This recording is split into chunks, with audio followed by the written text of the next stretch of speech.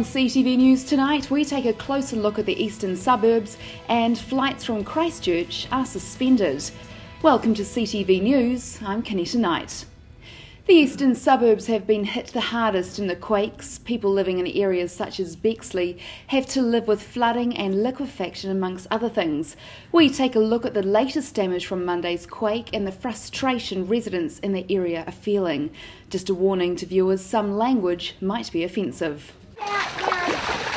Residents in Christchurch's eastern suburbs are suffering from more liquefaction and flooding, and while power may be back on for most, these suburbs are still struggling with water and sewage issues. This street, mate, no bastard seems to want to bloody know anybody down here. I mean, Jerry Brownlee and his merry men need to move their asses, take his finger from up his ass and bring his bloody merry men down here and just get everybody down here and talk to the residents around this bloody area. John Key and his bloody merry men, Brownlee and his merry men all need to come down here. Don't hide behind the bloody TV cameras, don't hide behind the papers, come and talk to the bloody people down here. Residents living in these worst hit suburbs are demanding answers from the government. It's just bad. Nothing seems to really happen, and it's the uncertainty that's eating people away. Where are we going? Where are we going to be in 3 months? Where are we going to be in 6 months? Is it going to be the same? Hope not. There'll be some angry people out there. A land report should have been out last month, the end of last month. We haven't seen that. That's been put backwards. How much forward? How much they're going to put it back again? We really need to know. It's not only Bexley; it's other areas around us as well. They all need to know. The Avondales and the up in Aranui, all those places. We need to know some answers. But here, it's impossible. You can't live in your house. It's surrounded by water. Families are broken up. Yeah, what do you do? The reasons everyone here just wants to know what's going on, what's happening. No one's telling us anything about what's happening. It's just a shambles, and we just want to know. We're not worried about the payouts. We want to know what's happening. Are the houses going to get taken away? Are we allowed to rebuild? Just anything to find out. You know, we've had it. We've had enough. Everyone around here's had enough. You can see this is the fourth time we've been like this, and it's very frustrating here. It's hard. It's very hard. You know, the houses are all falling down, they're cold and they're damp, and it's just very hard. We want to know what's going on, you know. We need to know whether we're going or we're staying or what's going on. That's all we want to know. We're not worried about the payout. We want to know whether we're coming or we're going, you know. That's all everyone here wants to know. He says the residents want answers to clear any rumours and gain some certainty for their futures. We've all got our own opinions, but just no one seems to want to pay out. That's the problem. No one wants to pay out. I don't know what the hold-up is. They must know this land has had it. You can see it. You know, what else can be the hold-up? They must know the land has had it. It can't be rebuilt on, so we don't know what the hold-up is. We just get run around. Well, we saved some stuff, put it in my daughter's sleep out. That's all flooded out, so that's all ruined again. So pretty much I'm going to lose probably everything. Basically, I'd just like to be sort of told what's happening with our land and whether our houses are going to be fixed or whether we're going to have to move. The liquefaction's pretty bad around this area, so houses are sinking, and power luckily is back on, but we've still got no water, so it's sort of making life just a wee bit difficult at the moment. We've got non-stop aftershocks that are happening sort of all the time, so you're sort of on edge all the time. You can't sleep, and it's sort of, yeah, it's not pleasant. Tanya says residents want to be told straight rather than having to hear what's happening in their area from other sources. I did read on the internet that the Prime Minister has said that they've decided which areas are going to be abandoned, but of course they're not letting the residents know yet, so that's a wee bit upsetting, that they have worked out which areas they're not going to fix, but I think most of Christchurch we would actually like to be told so that we can get prepared. Resident Angeline says they've suffered more liquefaction after Monday's quake. Exactly the same as last time, except more liquefaction, isn't it? Our driveway floods up every time there's rain like that. And every time there's an earthquake, it goes right through the property, right under the house, right through the yard, right through the garage. September we had a warm up to it, but yeah, it has been like this since February. They've only just got the roads looking nice. They've just got our grasses and things looking nice to walk on and to be safe on, and then just all over again in 20 seconds. twice. She says her main worry is for her children. But the fear in their eyes every time there's an earthquake, it's just horrible, isn't it? Every time we have a shake, they're just petrified. Some of the days we've been out and we've been digging liquefaction and digging this channel there and just mucking around all day. Another huge silt clean-up is on. So far 1,800 tonnes, that's around 62 truck and trailer loads of silt, have been collected from around Canterbury. Angeline says she also wants more information. No, there is no update. I just went round to listen to they had TV3 news around the road, and just people are getting fed up, hey? We're fed up. Fed up putting our kids through this time and time again. Like, we haven't had sewage since February. We got our drains fixed by plumbing company on Thursday, and then Monday it's all over again. I've been here 14 years, and it's pretty tough to move, even though you can see the land's buggered. Kids are living nightmares every night, won't sleep in separate rooms, they're all together. Yeah, we do have to move. I can't put them through it again, not another time, not 5 times. But she says she feels the government will make the right decision eventually. There's nothing much we can do about it, but I just wish they'd hurry along. It's pretty obvious, it's not rocket science, it's a month today. Volcanic ash from a Chilean volcano has caused havoc for New Zealand's travellers. Flights in and out of Christchurch were delayed this morning. Emily Cooper has more. Air New Zealand cancelled domestic services up until midday today, to and from Christchurch as well as Invercargill and Dunedin. In a statement, Air New Zealand said the New Zealand Met Service had advised that low areas of ash down to 10,000 feet continues to cover parts of the South Island. A total of 11 services were cancelled yesterday evening into and out of these airports as a result. Trans-Tasman services from Christchurch up until midday were also put on hold, which affected flights from Christchurch to Melbourne and Brisbane, and a Singapore Airlines flight was diverted to Auckland. The Crusaders have opted to fly to Wellington for their Super 15 game against the Hurricanes on Saturday night on board a DC-3 aircraft, which can fly at lower altitude. Crusaders captain Richie McCaw, in his position as patron of the Southern DC-3 Trust, helped to arrange a charter flight on board the aircraft. The Crusaders will leave Christchurch Airport for Wellington at 10 o'clock tomorrow morning. Some other stranded passengers looked for other options as well, with some opting to use private planes. I'm available here today for anyone who wants to go to anywhere in New Zealand, as long as the weather's permitting, and Auckland or Nelson or Queenstown, so anyone that wants to get somewhere in a hurry, we can take them. We can fly underneath the ash clouds, so as long as the weather's okay, we can fly anywhere in New Zealand. Most people, because we're not a cheaper option, so but if someone wants to get there in a hurry, we can do it. So most people are prepared to wait. Some people are getting rental cars. Yeah, so surprising how not many people are really desperate. However, by this afternoon, flights had resumed. Well, it was almost business as usual back down here at Christchurch Airport this afternoon, except those travelling to and from Queenstown. Air New Zealand has operated almost 2,000 flights since ash arrived in New Zealand airspace on Sunday. The first part of a lunar eclipse, where the Earth comes between the Sun and the Moon, was visible from New Zealand this morning. The total eclipse began at 7:22 a.m. We have had a number of pictures sent in from viewers who saw the eclipse. Here's some from Karen Mitchell in Rolleston, Matt Dempsey and Janice Stocks. Thanks for your pictures, everyone. Coming up after the break, we take a look at school students in Christchurch.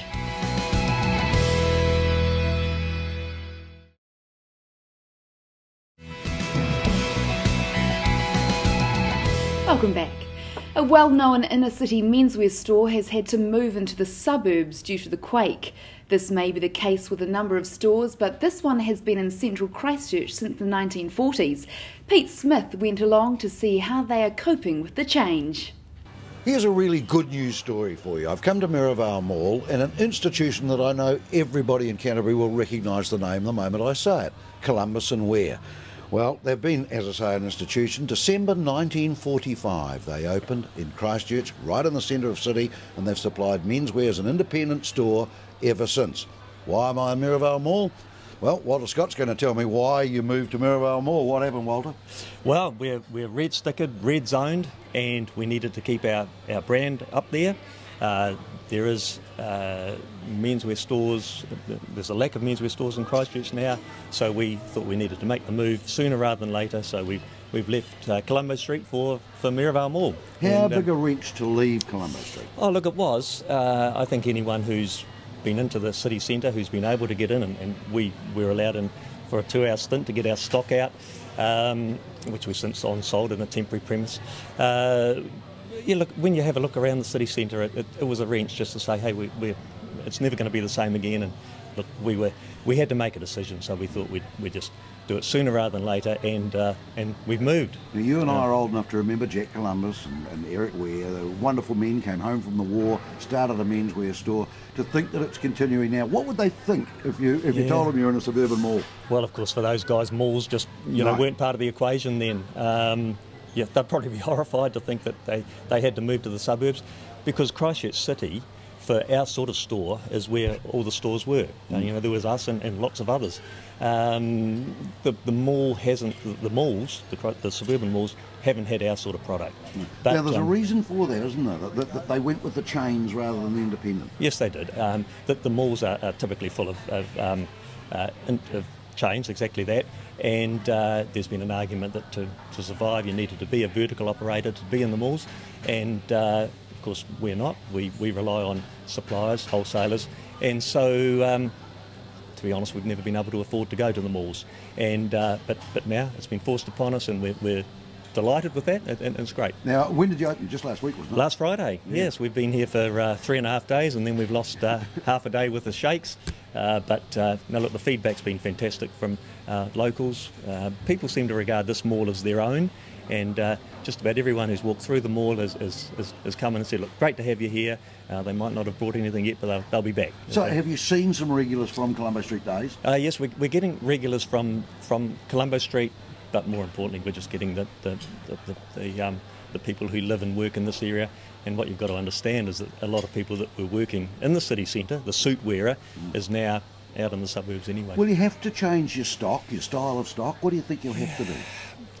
Probably, but we don't know that yet. We certainly, there has been perhaps a people have thought in Colombo Street that we were probably more of a tailored influence. By that I mean suits and sports coats and business wear. We were a tailored shop that sold some casual wear. Now they're probably seeing, and that hasn't been the case, we're as much casual wear as we are anything else, but probably the casual wear here now is got prominence in our store, but we still want to sell suits and sports coats and the like. You're very happy with the fit out. It looks smart, doesn't it? Yes, yeah, there's always the drama, of course, in getting fit outs done in time, but that all happened late on Thursday night and we opened up Friday morning. So yeah, we're delighted with it. Look, we just rely on the feedback, and everyone who's come through has said it's good. Yeah. Well, there we are. That's a good news story. It's positive, isn't it? And Mirrabale Mall now have a new tenant, but it's an old Canterbury name, Columbus and Ware. And as I say, I remember the boys when they started, not when they started necessarily, but they were in business, and they started probably on a rehab loan in 1945. They came in, and now here we are positioned in the suburbs in a mall, and it's just great to see the rising again of some of our really established and iconic names.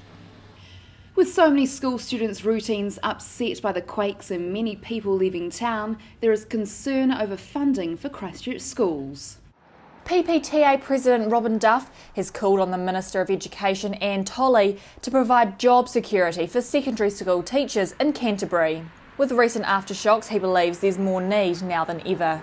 I've written to the Minister asking whether she would consider, among the other efforts made by the Ministry for schools that are having a pretty challenging time in Christchurch, whether she would consider holding the staffing levels for all the schools in the Canterbury area for the next year, that's the 2012 year. He says with people leaving Christchurch due to the quakes and schools losing pupils, this could lead to loss of funding. The usual process is, with the loss of students, is that not only does funding become slightly reduced in terms of the operation of the school, but also, of course, students mean that a significant number bring a drop in staffing as well. Sometimes just teaching, but more often it can involve a little bit more than that. And this will almost certainly lead to job losses. If there is a reduction in the numbers and the Minister continues on with the usual process of assessing the numbers of students and the staff that would be guaranteed by that, then it's almost certain. Some schools have lost a number, others are holding, but overall the situation is quite fluid. He says with all the quake resulting in students having time off school, students' learning is definitely being affected. I think the saddest part is that students' learning has probably already been affected, and very much their home situations, very often the situations of friends and relatives, means that there's a huge amount of uncertainty in their lives and therefore uncertainty in their education. And I think one of the helpful things that would come of holding the staff, that is people who are known by the students and have worked with them over many years, it means that they are not as likely to be, as it were, disadvantaged. Even better, it means those extra staff can help doing more of the one-to-one work and the small group teaching that would make up for a lot of the time that has been lost, and also catch up with some of the difficulties that the students have had in their own lives. And I spoke to Reid Stiven from the EQC on City Life for the latest updates. We've got a really fantastic system, a text tree that we use every time there's an aftershock of some significance. So by 4:30 we were able to account for all 400 people on the field. Bearing in mind though, we've still got 200 odd people that work in our building that we evacuated twice. So like a lot of Canterburyans, a lot of trauma there.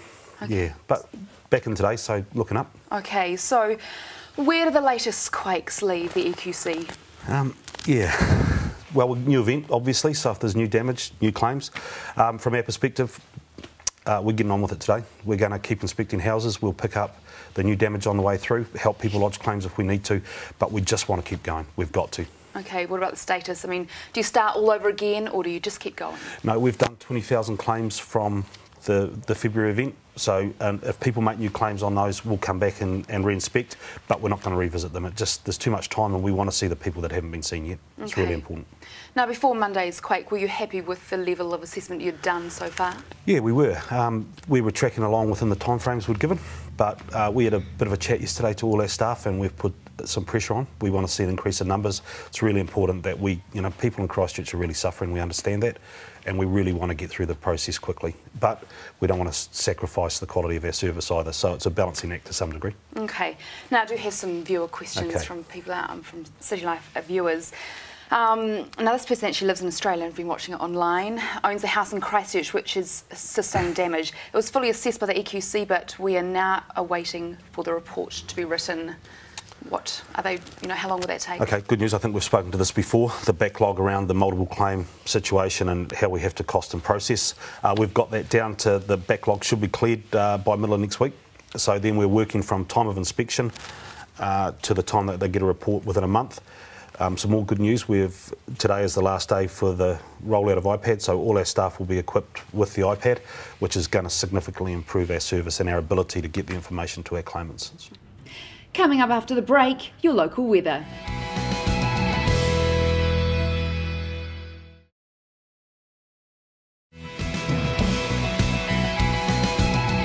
Welcome back. Here's Emily now with a look at what's happening in Canterbury over the weekend.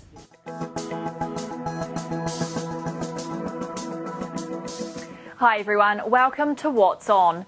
Unfortunately, I do have to start today with a What's Not On.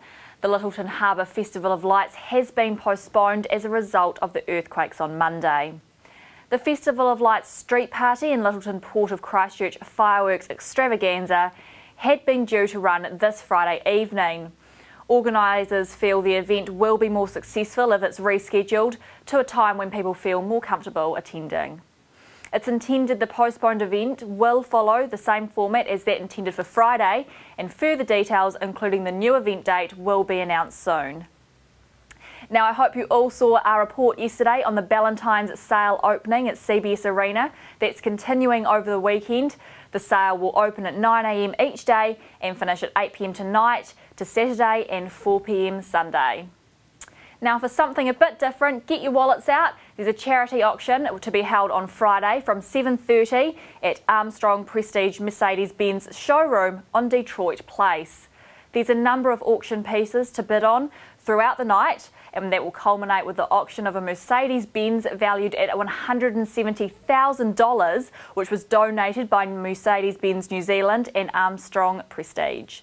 Tickets for the event cost $50 and can be purchased by Armstrong Prestige on 343-2468. That's 343-2468. And all proceeds will go to the Canterbury Business Recovery Trust. Now you can watch CTV's City Life at 9 o'clock tomorrow morning for more details. And don't forget the great Canterbury markets we have on: the Riccarton Market, Dean's Bush Market, the Old Square Market, which is now on at the YMCA car park, and the Waipara Valley Farmers Market. Now, if you have any events you'd like me to mention, email me, emily.cooper@ctv.co.nz, or call us here at CTV on 3777 033. That's 3777 033. See you back here next week.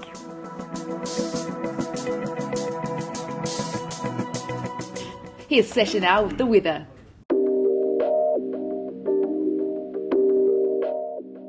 Evening everybody. A ridge of high pressure brought fine weather to the region today. Highs reach 11 or 12 degrees for most places. However, a low pressure system is developing in the Tasman Sea, which will put an end to those clear skies tomorrow.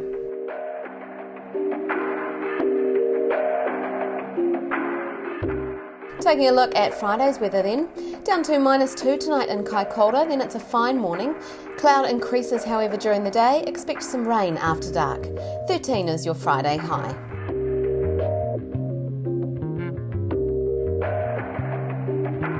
Hanma Springs down to -3 tonight. High cloud thickens throughout your Friday with some rain developing at night. Light winds tend fresh and northerly later in the day.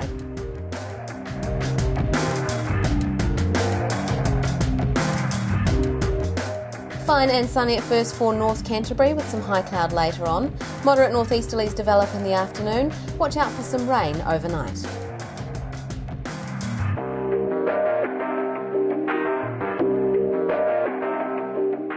An overnight low of -2 for Christchurch. We see cool northeasterly breezes for your Friday with high cloud increasing during the day. Temperatures expected to reach 13.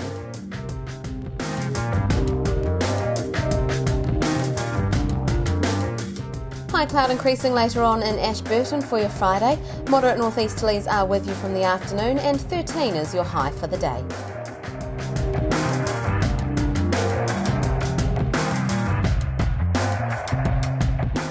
Timaru sees a fine and sunny start to the day. High cloud rolls on in later in the day however. Moderate northeasterlies develop mid-afternoon. 13 is your Friday high. Looking to our other areas now. A cold night tonight down to -3 in Colvin, Darfield, Methven and Arthurs Pass. A cold night is rewarded with a fine morning, but as the afternoon rolls around we see some cloud developing. Highs are expected to reach 11 or 12 degrees. Looking to the weekend now, and it looks as if an umbrella will be required at times. Cloudy at first on Saturday with some light rain. This clears mid-afternoon, which is great news for the Press Cup. Fine at first on Sunday, so get out with the dog in the morning, but cooler southwesterlies freshen during the afternoon, bringing with it some more light rain. That's your weather, Canterbury. Stay strong, and I'll catch you tomorrow. That's CTV News. I'm Kenetta Knight.